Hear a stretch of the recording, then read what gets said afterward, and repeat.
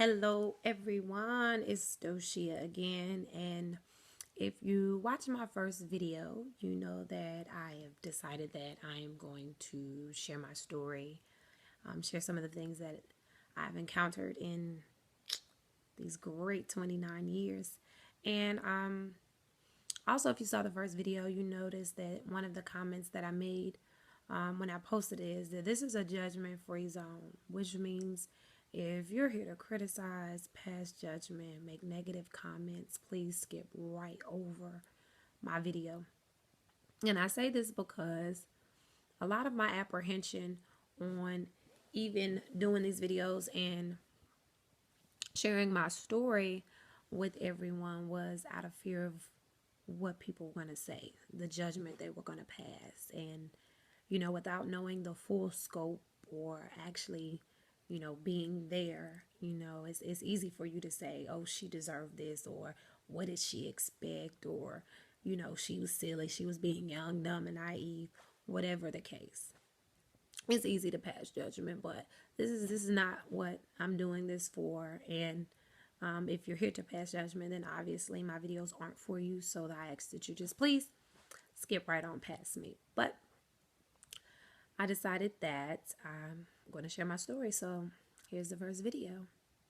Now I was going to tell my story in somewhat of an order, but I've decided against that. I wanted to go ahead and talk about the loss of my son. As many of you who know me know that I do a memorial every year in honor of my son Josiah, where I donate stuffed animals and toys to a local children's hospital here in Charlotte. Now, the reason why I want to talk about this first one is because it's a pretty intense and still sensitive subject for me today, almost 7 years later. But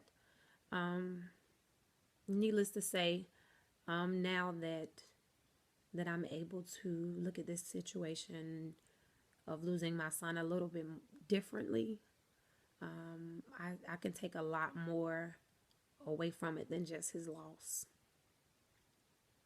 Now, in order to tell you the mind state that I was in when I got pregnant, and while I was pregnant, I have to give you some background information on my relationship with my son's father. I had just recently moved to Charlotte at the end of 2006, and I had just left Greensboro, and I wasn't always proud of the person that I was or that I had became once I graduated high school and left from home. So taking that into consideration, when I moved to Charlotte, I said there were certain lifestyle changes that I was going to make that I felt was for my better, for my good. And I did those things. I no longer was interested in partying every night and dating this guy or that guy or none of that. Those things didn't interest me. I had more of a focus, and I wanted to be more grounded when I got here to Charlotte. And sometimes we make changes and for our good and come in contact with people that don't always mean us well. So one of the first men I meet and start a relationship with once I got to Charlotte was my son's father.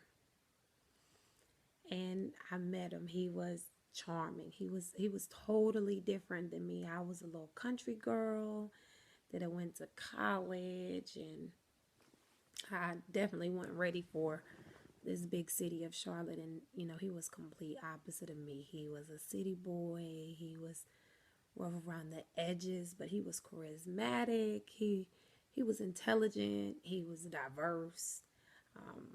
He made me laugh. He had a great sense of humor, charming, you name it. So these are all the things that attracted me to him, and I truly, fell head over heels for him rather quickly. And I never was one who was big on casual sex. Still to this day, that doesn't excite me.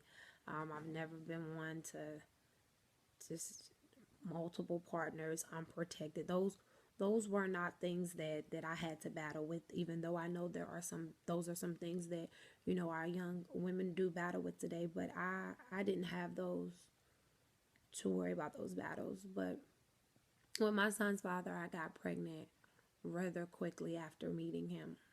Literally, I think it's like a month after meeting him. And I say this to say to my teens is, it's funny because a lot of times our teens think, oh, you can't get pregnant the first time.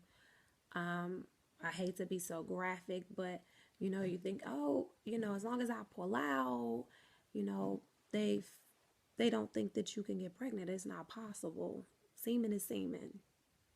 And whether you complete the deed or not, it's possible.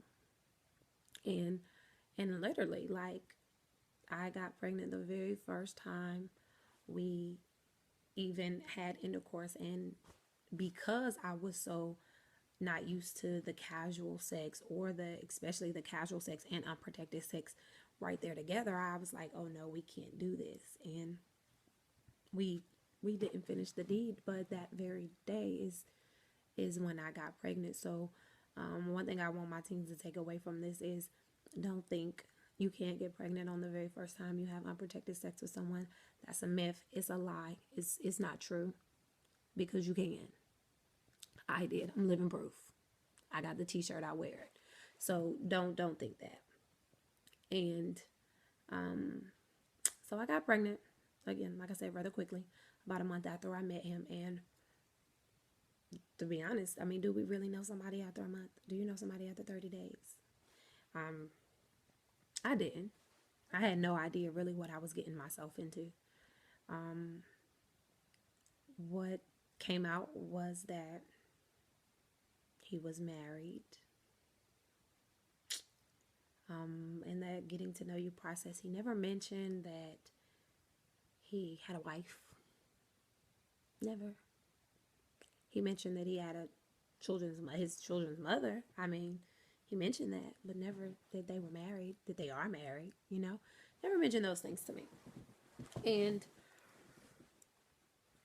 he was. He never mentioned that he had another baby on the way too, that his wife was pregnant. Didn't mention those things. I had to find those pieces of information from other people. And I mean, it was almost like something that I truly couldn't handle, because, I remember wishing my son away. I remember days saying, I don't want this baby. Like, what I look like, I'm having a baby by a married man. How do you face the world? How do you face your family? How do I face my child when he gets here, to explain to him that, you have another brother that's a few months older than you? And I wasn't ready for those things. Not only was, I was not where I wanted to be to have a baby, but it was like a ton of bricks. Like, hold on, Doshia, what did you get yourself into? You didn't sign up for this. Like, yeah, you may love him, you may care for him, but this is really not what you signed up to be in. So I did. I really wished my son away. I would say, I don't believe in abortion, so I want to give the baby up for adoption. I was not on board. I was not happy. I was not enthused about being pregnant at this point. I almost felt like my life was over, like my world had came to an end. And you know, I remember my mom always just dismissing it. It's just your pregnant hormone, you know, hormones. You don't really mean those things. And you know, I used to tell her, like, she didn't understand me, and I'd be like, no, Ma, I really do mean these things. I don't want this baby. And it's crazy because in my mind, I didn't think I wanted him until one day I had started spotting, and then my spotting turned into like real bleeding. And I remember going to the ER, and I remember the lady telling me that I was threatening to miscarry, and that there was a great possibility that my son would never make it to term. So at this point in time, all the doctors, my regular OB went into like precaution mode. He set me up with a genetic counselor. He set me